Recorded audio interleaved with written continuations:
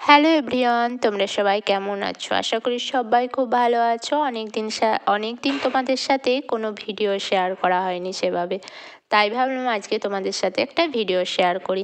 আমরা গিয়েছিলাম পুরীর মন্দির, সেখান থেকে বিভিন্ন জায়গা ঘুরেছিলাম। তার মধ্যে চিল্কা হ্রদ একটি জায়গা আছে, সেখানে গিয়েছিলাম। আর সেখানে গিয়ে কি কি অভিজ্ঞতা হলো বা কী কী দেখলাম জানলাম সবটাই তোমাদের সাথে ভিডিওর মাধ্যমে শেয়ার করব।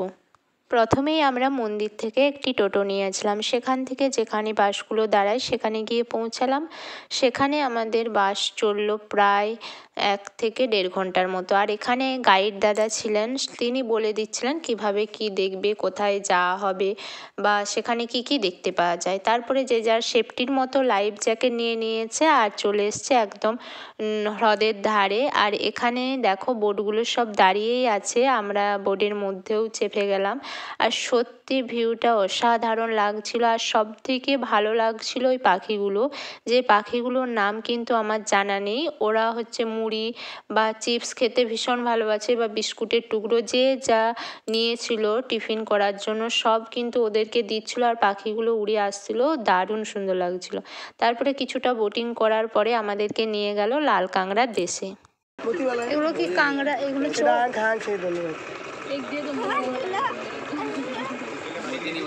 তো এই জায়গাটাকে বলছিল লাল কাঁকড়ার দেশ, কিন্তু আমরা লাল কাঁকড়া সেভাবে দেখতে পাইনি। ওই পাত্রর মধ্যে নেটবন্দি করা কিছু কাঁকড়া নিয়ে আমাদেরকে দেখানো হয়েছিল।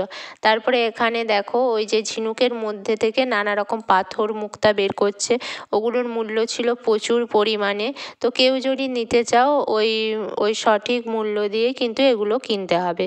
তো যাই হোক, তারপরে দেখো আমরা ওখান থেকে বেরিয়ে চলে গেলাম যেই জায়গায় আমাদেরকে ডলফিন দেখানো হবে। যেই জায়গায় ডলফিন দেখা যায় সেখানে আমাদেরকে নিয়ে আসা হয়েছিল।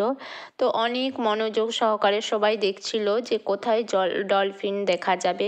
তো ফাইনালি আমাদের ডলফিন কিন্তু ওনারা দেখিয়েছিলেন, সেটা আমরা ক্যামেরা বন্দি করতে পারিনি। আর এটা কিন্তু সত্যি একদম ডলফিন দেখা গিয়েছে। তো আমরা অনেক ভিডিওতে দেখেছি সেখানে কিন্তু ডলফিন দেখা যায়নি বা কোনো কাঁকড়া দেখায়নি, এভাবে ফালতু ভিডিও বানিয়েছে। তো যাই হোক, আমরা সত্যি কিন্তু ডলফিন একটা দুটো নয়, বেশ অনেকগুলো 5-6টা ডলফিন একসাথে কিন্তু আমরা দেখেছি। ওনারা যে কথাগুলো বলেছিলেন সত্যি কথাই, যে ডলফিন এই জায়গায় দেখা যায়। তারপরে আমাদেরকে ডলফিন দেখিয়ে ফেরার পথে এই জায়গাটা এসে দাঁড় করিয়েছিল। এখানে প্রচুর ঝাউ গাছ আছে বড় বড়। তো কিছুটা পায়ে হাঁটা পথ, ওই 1 থেকে 2 মিনিটের মতো পায়ে হাঁটা পথ। তো সেটা পেরিয়েই, ঝাউ বাগানটা পেরিয়েই আমরা এই যে একটা সমুদ্রের পাড়ে এসে হাজির হলাম।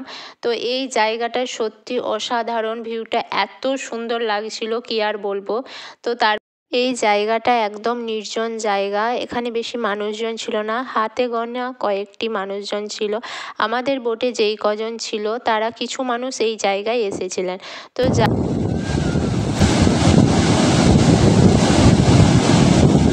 তোমরা আওয়াজ শুনেই বুঝতে পারবে যে কিভাবে গর্জন হচ্ছে এই জায়গাটায়। আর সত্যি ভাবতে পারিনি জল এত দূর উঠে আসবে। আমার আর এনার তো পড়ে যাওয়ার মতো অবস্থা। আমরা যে ট্রাভেল এজেন্সি বুক করেছিলাম, ওনারা যে কথাগুলো বলেছিলেন একদম সত্যি কথা। তোমরা চাইলে আমি অ্যাড্রেসটা দিয়ে দিতে পারি। সবশেষে একটাই কথা বলবো, আমার তো পার্সোনালি ভীষণ ভীষণ ভালো লেগেছে। আর তোমাদের ভিডিওটা কেমন লেগেছে অবশ্যই জানিও।